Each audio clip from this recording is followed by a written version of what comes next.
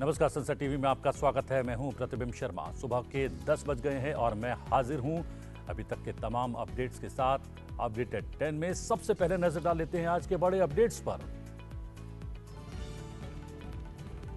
Asian games के छठे दिन की शुरुआत में शूटर्स ने भारत को दिलाए 4 पदक। ऐश्वर्य प्रताप सिंह, स्वप्निल कुसाले और अखिल शोरेन ने 50 मीटर 3 पोजीशन राइफल में, 10 मीटर व्यक्तिगत स्पर्धा में पलक ने देश को दिलाया gold medal. 10 metre air pistol team स्पर्धा और टेनिस की डबल्स में भी भारत को मिला सिल्वर मेडल। सफाई के क्षेत्र में उत्तर प्रदेश की बड़ी उपलब्धि। स्वच्छ भारत मिशन ग्रामीण कार्यक्रम के तहत 100% खुले में शौच मुक्त हुआ। प्रधानमंत्री ने उपलब्धि की सराहना की।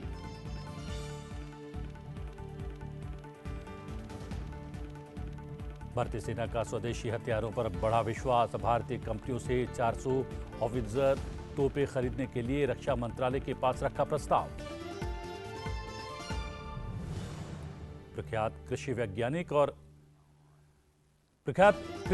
और देश की हरित क्रांति के जनक एमएस स्वामीनाथन का निधन। राष्ट्रपति, उपराष्ट्रपति और प्रधानमंत्री समेत कई हस्तियों ने निधन पर जताया शोक।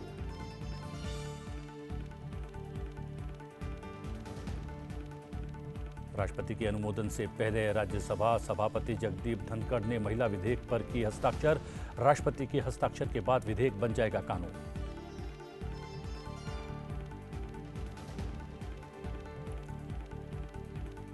प्रख्यात कृषि वैज्ञानिक और देश की हरित क्रांति के जनक एमएस स्वामीनाथन अब हमारे बीच नहीं रहे। राष्ट्रपति, उपराष्ट्रपति और प्रधानमंत्री समेत कई हस्तियों ने उनके निधन पर शोक जताया है। हम आपको बता दें, राष्ट्रपति द्रौपदी मुर्मू ने एमएस स्वामीनाथन के निधन पर शोक जताते हुए कहा है कि अंतर्राष्ट्रीय स्तर पर प्रसिद्ध कृषि वैज्ञानिक डॉक्टर एमएस स्वामीनाथन एक दूरदर्शी व्यक्ति थे, जिन्होंने खाद्य सुरक्षा हासिल करने के लिए अथक प्रयास किया। उन्होंने खाद्यान्न में देश की आत्मनिर्भरता सुनिश्चित की, कृषि विज्ञान में अग्रणी अनुसंधान का नेतृत्व किया, जिसके लिए उन्हें पद्म विभूषण से लेकर प्रतिष्ठित विश्व खाद्य पुरस्कार तक कई पुरस्कार मिले।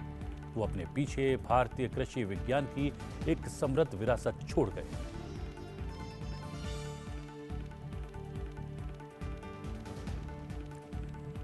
राष्ट्रपति जगदीप धनखड़ ने भी एमएस स्वामीनाथन के निधन पर गहरा दुख जताया है। उन्होंने अपने संदेश में कहा कि एमएस स्वामीनाथन भारत की हरित क्रांति के जनक थे।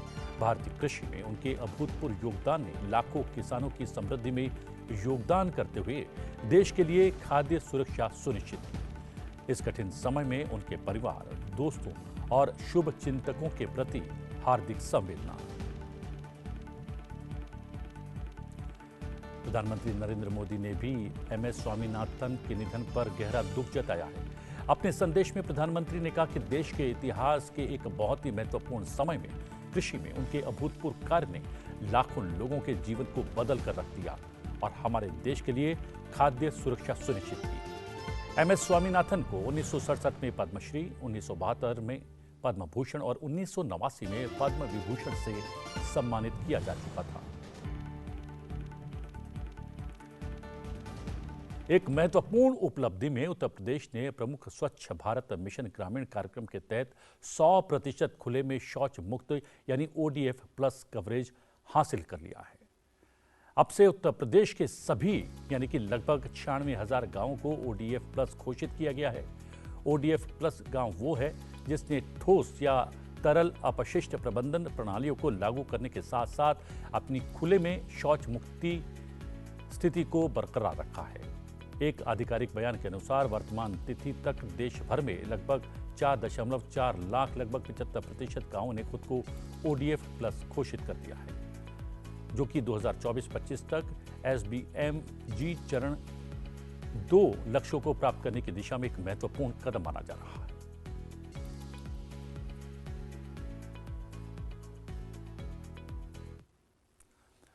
प्रधानमंत्री नरेंद्र मोदी शनिवार को नई दिल्ली में देश के आकांक्षी ब्लॉकों के लिए सप्ताह भर चलने वाले संकल्प सप्ताह कार्यक्रम की शुरुआत करने वाले हैं।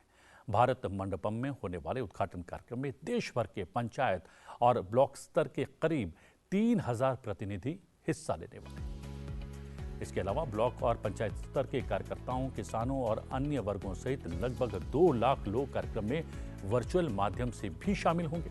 संकल्प सप्ताह आकांक्षी ब्लॉक कार्यक्रम के प्रभावशाली क्रियान्वयन से जुड़ा है।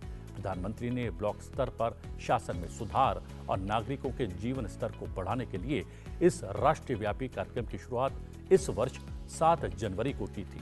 ये कार्यक्रम 329 जिलों के 500 आकांक्षी ब्लॉक्स में लागू किया जा रहा है। हम बता दें कि इसके प्रभावी क्रियान्वयन के लिए देश भर में गांव और ब्लॉक के स्तर पर चिंतन शिविरों का आयोजन किया गया है। चिंतन शिविर के समापन के बाद संकल्प सप्ताह का आयोजन किया जा रहा है।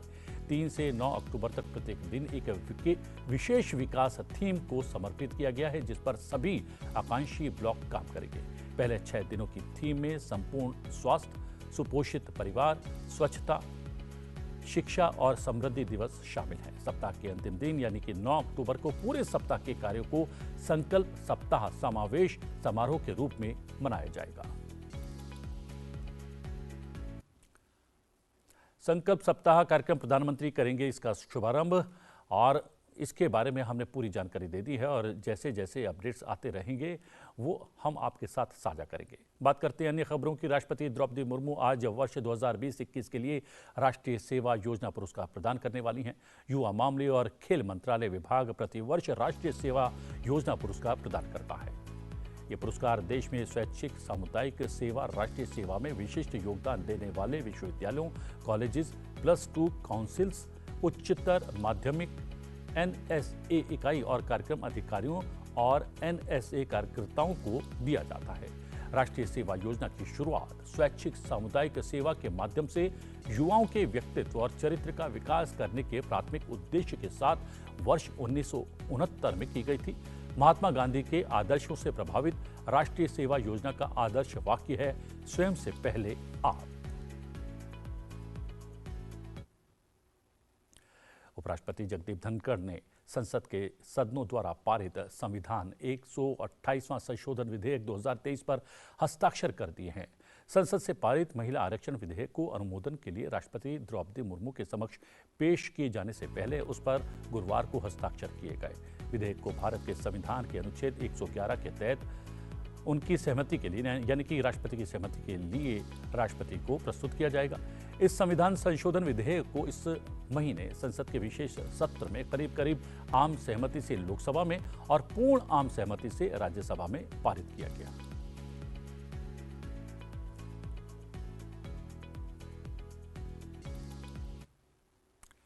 उपराष्ट्रपति जगदीप धनखड़ आज एक दिवसीय दौरे पर बिहार जाने वाले हैं। उपराष्ट्रपति का पदभार ग्रहण करने के बाद वो बिहार की पहली यात्रा पर होंगे। उपराष्ट्रपति डॉक्टर सुदेश धनखड़ के साथ नालंदा विश्वविद्यालय का दौरा करेंगे, जहां वो छात्रों और संकाय सदस्यों के साथ संवाद करेंगे। अपनी एक दिवसीय यात्रा के दौरान उपराष्ट्रपति गया का भी दौरा करने वाले हैं।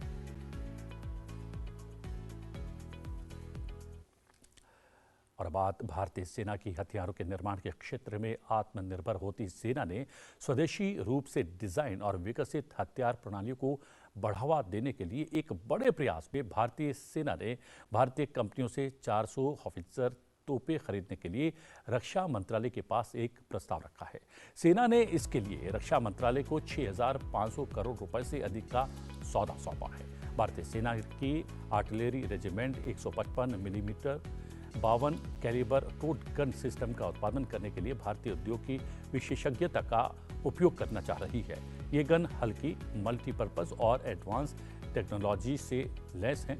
बाय इंडियन IDDM श्रेणी के तहत भारतीय कंपनियों से टोइंग वाहनों के साथ 400 155 millimetre 52 calibre tow gun system यानी कि TGS खरीदने का प्रस्ताव रक्षा मंत्रालय को भेज दिया गया है।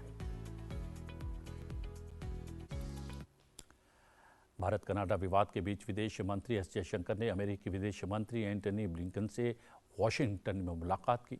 इस दौरान दोनों नेताओं ने द्विपक्षीय संबंधों को आगे बढ़ाने को लेकर चर्चा की। ब्लिंकन से मिलने से पहले एस जयशंकर ने जैक सुलिवन और कैथरीन टाइस से मुलाकात की, जिसकी जानकारी उन्होंने ट्वीट कर साझा की। एस जयशंकर ने ट्वीट कर कहा कि अमेरिकी NSA के साथ बैठक कर मेरी वॉशिंगटन यात्रा शुरू हुई। हम दोनों ने दोनों देशों के विकास मुद्दों पर चर्चा की। इसके अलावा एस जयशंकर ने टाई के साथ बातचीत में वाशिंगटन और नई दिल्ली के साथ बढ़ते आर्थिक संबंधों पर चर्चा की। उन्होंने ट्वीट कर कहा कि अमेरिकी व्यापार प्रतिनिधि से मिलकर बहुत खुशी हुई। इस दौरान हमने व्यापार और आर्थिक संबंधों पर खुलकर बातचीत की।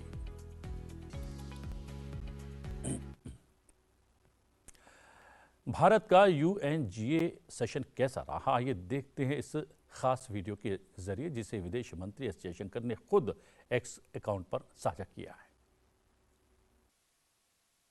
Mr. President, Excellencies, distinguished members of the General Assembly, Namaste from Bharat.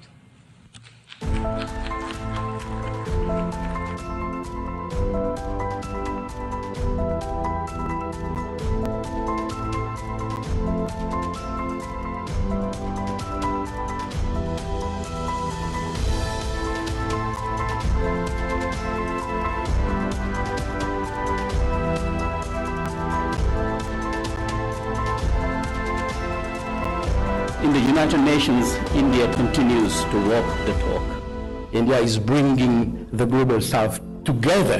Nothing can stop India right now. India is investing in humanity. Vasudhaiva Kutumbakam.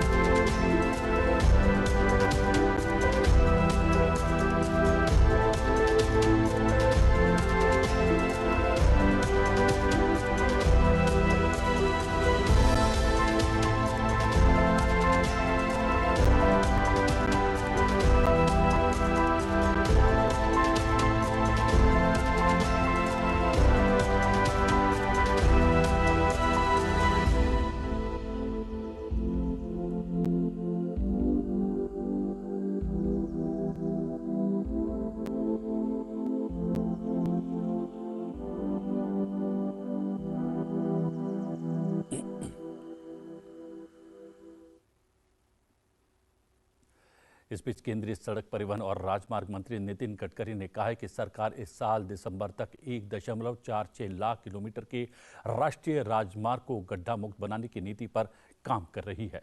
इस योजना को सफल बनाने के लिए युवा इंजीनियर्स की मदद ली जाएगी और उन्हें NH को गड्ढा मुक्त रखने की जिम्मेदारी सौंपी जाएगी। केंद्रीय गृह मंत्री नितिन गडकरी के अनुसार बनाओ चलाओ और सौंपों पर आधारित सड़कों के निर्माण को वरीयता दी जा रही है, क्योंकि ऐसी परियोजनाओं का रखरखाव बेहतर ढंग से किया जा सकता है। उन्होंने कहा कि वर्षा से राजमार्गों को क्षति पहुंचती है, जिससे सड़कों पर गड्ढे हो जाते हैं। नई नीति इस समस्या को दूर करने में मदद करेगी। साथ ही नई नीति राजमार्गों पर जल निकासी की समस्या दूर करने पर भी काम करेगी। नई नीति से 2070 तक शून्य कार्बन उत्सर्जन का प्रधानमंत्री का लक्ष्य हासिल करने में भी मदद मिलेगी। साथ ही NH के सेफ्टी ऑडिट का काम IIT और अन्य इंजीनियर्स कॉलेज के छात्रों को दिया जाएगा। इससे सरकार का काम कम लागत में हो जाएगा और छात्रों को नौकरी भी मिल पाएगी।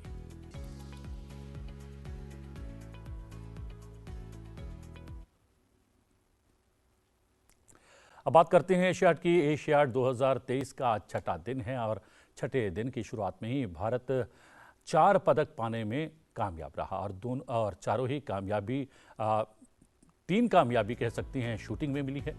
हम आपको बता दें कि ऐश्वर्य प्रताप, स्वप्निल कुसाले और अखिल शेरों ने 50 मीटर 3 पोजीशन राइफल के पुरुष इवेंट में गोल्ड मेडल पर निशाना साधते हुए भारत को 7वां गोल्ड मेडल दिलवाया। भारतीय शूटिंग तिकड़ी ने विश्व रिकॉर्ड के साथ एशियाड की शूटिंग स्पर्धा में ये गोल्ड मेडल देश के लिए अर्जित किया। छठे दिन का दूसरा मेडल भी भारत को शूटिंग में ही मिला। भारत को 10 मीटर एयर पिस्टल इवेंट में रजत पदक से संतोष करना पड़ा। ईशा सिंह, दिव्या और पल ने सिल्वर जीतकर भारत के पदकों की संख्या में और बढ़ोतरी की। लेकिन एक बड़ी बात यह है कि पल ने बाद में इसी स्पर्धा की व्यक्तिगत स्पर्धा में गोल्ड मेडल जीता है और ईशा सिंह ने व्यक्तिगत स्पर्धा में सिल्वर मेडल हासिल किया है। हम बता दें कि ईशा सिंह और पलक ने व्यक्तिगत स्पर्धा के फाइनल में भी जगह बनाई थी। इसके अलावा भारत ने एशियाड 2023 में टेनिस में अपना पहला मेडल भी आज अर्जित किया। रामकुमार रामनाथन और साकेत मनेनी ने टेनिस की डबल्स प्रतियोगिता में सिल्वर मेडल हासिल किया। फाइनल में आज उनका मुकाबला चीनी ताइपे की जोड़ी से था। फाइनल में जोड़ी जीतने में कामयाब नहीं रही, लेकिन फिर भी देश के लिए सिल्वर मेडल हासिल करने में कामयाब रही।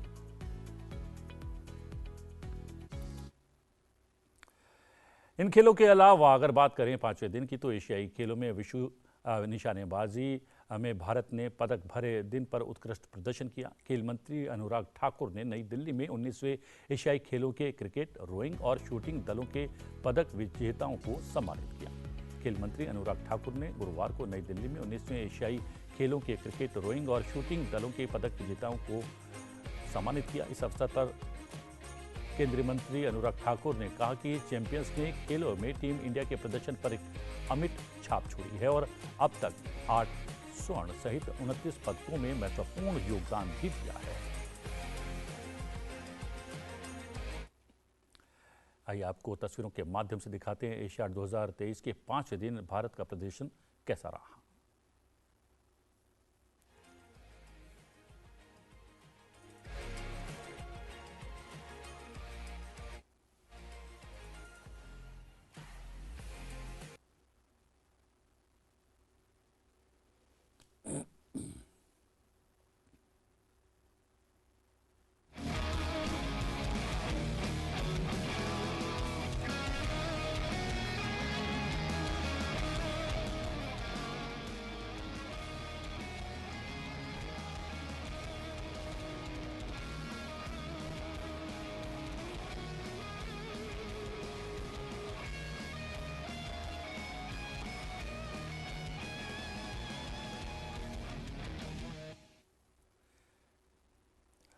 एशियाड के बाद बात कर लेते हैं क्रिकेट वर्ल्ड कप की। Cricket one day world cup 2023 Bharat की मेजबानी में खेला जा रहा है। टूर्नामेंट का आगाज 5 अक्टूबर को होगा और फाइनल मुकाबला 19 नवंबर को खेला जाएगा।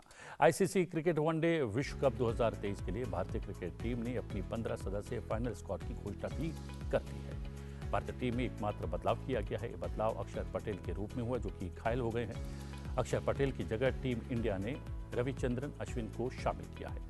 अश्विन को हाल ही में ऑस्ट्रेलिया के खिलाफ वनडे सीरीज में भी अवसर दिया गया था, जहां उन्होंने दमदार प्रदर्शन किया था। भारतीय टीम को वर्ल्ड कप से पहले 2 प्रैक्टिस मैच खेलने हैं। टीम को अपना पहला प्रैक्टिस मैच 30 सितंबर को इंग्लैंड के खिलाफ गुवाहाटी में खेलना है। इसके लिए अश्विन समेत पूरी टीम गुवाहाटी पहुंच चुकी है।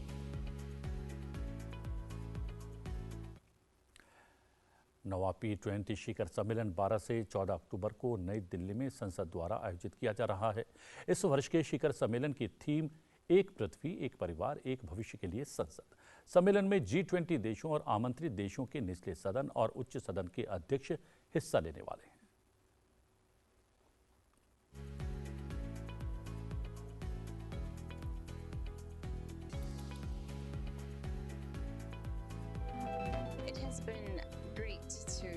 सुनाई दे रहा individuals from different countries at the level of the ministries, at the level of organizations. I congratulate the Indian presidency on a successful convening of the G20 Empower Summit.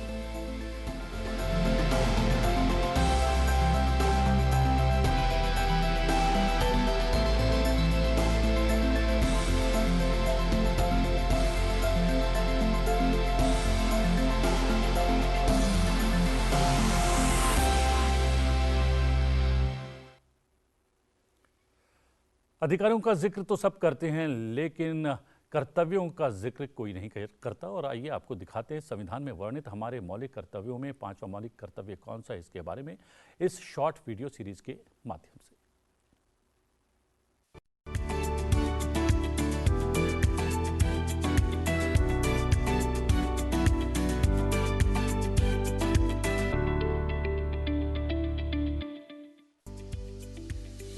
भारतीय संविधान में कर्तव्यों को शामिल करने का मूल विचार रूस के संविधान से प्रेरित है। वर्ष 1976 में ये मौलिक कर्तव्य 42वें संविधान संशोधन अधिनियम के माध्यम से शामिल किए गए। इन्हें संविधान के भाग 4A में शामिल किया गया है। मौलिक कर्तव्यों का उद्देश्य देश के प्रत्येक नागरिक को एक निरंतर अनुस्मारक यानी कि रिमाइंडर के रूप में यह बताना है कि संविधान ने विशेष रूप से उन्हें कुछ मौलिक अधिकार प्रदान किए हैं, लेकिन नागरिकों को लोकतांत्रिक आचरण और लोकतांत्रिक व्यवहार के बुनियादी मानदंडों का पालन करने की भी आवश्यकता है। कर्तव्यों के पालन की सूची में शामिल 5वां कर्तव्य भारत के सभी लोगों में समरसता और समान भ्रातृत्व की भावना का निर्माण करता है। साथ ही धर्म, भाषा व प्रदेश या वर्ग आधारित सभी प्रकार के भेदभाव से परे होकर ऐसी प्रथाओं का त्याग करना है जो स्त्रियों के सम्मान के विरुद्ध है। हमारा संविधान महिलाओं को विशेष रूप से अधिकार देता है। इसी का सम्मान करते हुए वर्तमान सरकार ने स्त्री शक्ति का वंदन करते हुए नारी शक्ति वंदन अधिनियम को संसद से पारित किया। इसके लागू होने के बाद अब महिलाओं को लोकसभा और विधानसभाओं में 33% आरक्षण मिलेगा। इस अवसर पर प्रधानमंत्री ने कहा, इस विधेयक का लक्ष्य लोकसभा और विधानसभाओं में महिलाओं की भागीदारी का विस्तार करने का है। नारी शक्ति वंदन अधिनियम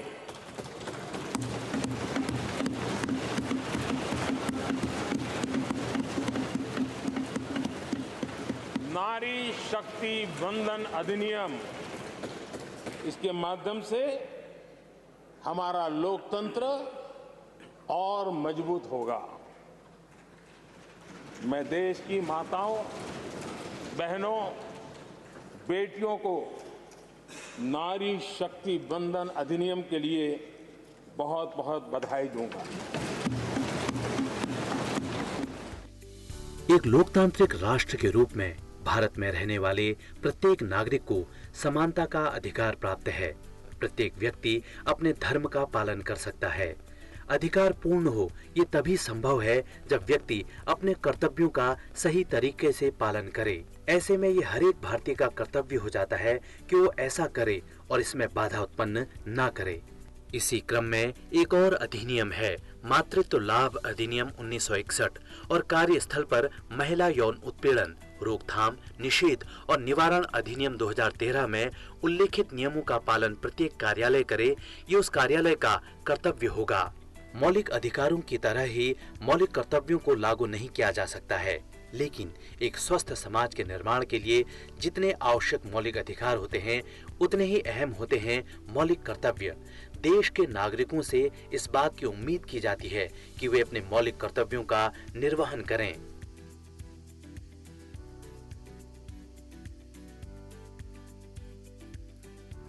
आज विश्व हृदय दिवस है। हृदय यानी दिल हमारे शरीर का सबसे महत्वपूर्ण अंग है।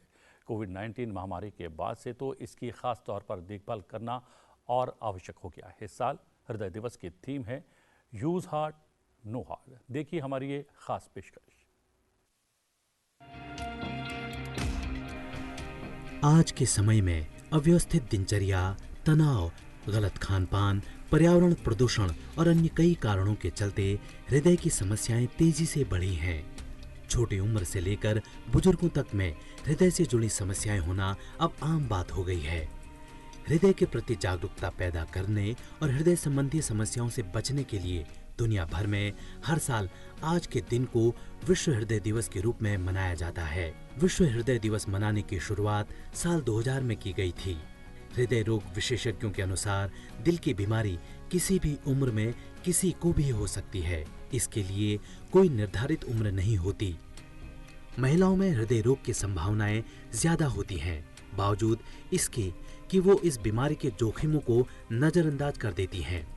इसलिए विश्व हृदय दिवस लोगों में यह भावना जागृत करता है कि वे हृदय की बीमारियों के प्रति सचेत रहें। इस साल विश्व हृदय दिवस की थीम है use heart, know heart is open ended.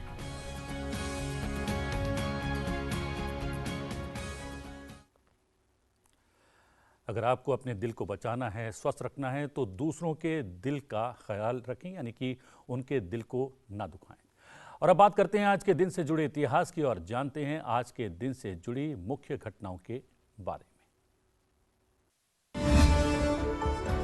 29 सितंबर साल 2016 को भारतीय सेना ने अपने अदम्य साहस को दिखाते हुए पड़ोसी मुल्क पाकिस्तान पर सर्जिकल स्ट्राइक कर उसे सबक सिखाया। भारत ने पाकिस्तान की सीमा में प्रवेश कर उसके आतंकी शिविरों को नेस्तनाबूद कर दिया। पाकिस्तान ने जम्मू कश्मीर स्थित उड़ी सेक्टर में एलओसी के पास भारतीय सेना के स्थानीय मुख्यालय में कायराना हमला किया था। इस आतंकी हमले में 18 भारतीय जवान शहीद हुए थे। 29 सितंबर साल 1959 को आरती साहा इंग्लिश चैनल तैरकर पार करने वाली भारत की ही नहीं बल्कि एशिया की पहली महिला बनी। आरती को हिंदुस्तान की जलपरी के नाम से भी जाना जाता है। आरती साहा ने महज 19 साल की उम्र में 16 घंटे 20 मिनट तैरकर 42 मील की दूरी तय कर पूरी दुनिया को हैरत में डाल दिया। भारत सरकार ने साल 1960 में आरती साहा को भारत के चौथे सर्वोच्च सम्मान पद्मश्री से सम्मानित किया। 29 सितंबर साल 1977 को सोवियत संघ ने स्पेस स्टेशन साल्यूट 6 को एक प्रोटॉन रॉकेट द्वारा लॉन्च किया। साल्यूट 6 पहला अंतरिक्ष स्टेशन था जिसने मानव आवास, चालक दल की स्थानांतरण, चालक दल और बिना चालक दल के अंतरिक्षयान प्राप्त किए। इस स्पेस स्टेशन ने जीवन और संचालन के लिए एक मिसाल कायम की। और अब समय है आपसे विदा लेने का, लेकिन विदा लेते लेते आपको छोड़े जाते हैं गणेशोत्सव से जुड़ी विहंगम तस्वीरों के साथ। 10 दिनों के गणेश उत्सव का समापन पर्व अनंत चतुर्दशी देश भर में श्रद्धा और उल्लास के साथ मनाया गया। क्या आम क्या खास, सभी गणेश भक्तों ने गणपति बप्पा मोरिया पुरचा वर्षे लवकरिया के उद्घोष के साथ गणेश विसर्जन किए। महाराष्ट्र के मुख्यमंत्री के निवास का गणेशोत्सव इस बार विशेष आकर्षण रहा, जहां राजनेताओं के साथ साथ फिल्मी चेहरों ने भी भगवान गणेश के सामने हाजिरी लगाई। वहीं मध्य प्रदेश के मुख्यमंत्री शिवराज सिंह चौहान ने भी परिवार सहित गणेश विसर्जन उत्सव में हिस्सा लिया। देखिए ये विहंगम दृश्य। मुझे दीजिए आज्ञा, लेकिन देखते रहिए संसद टीवी। नमस्कार।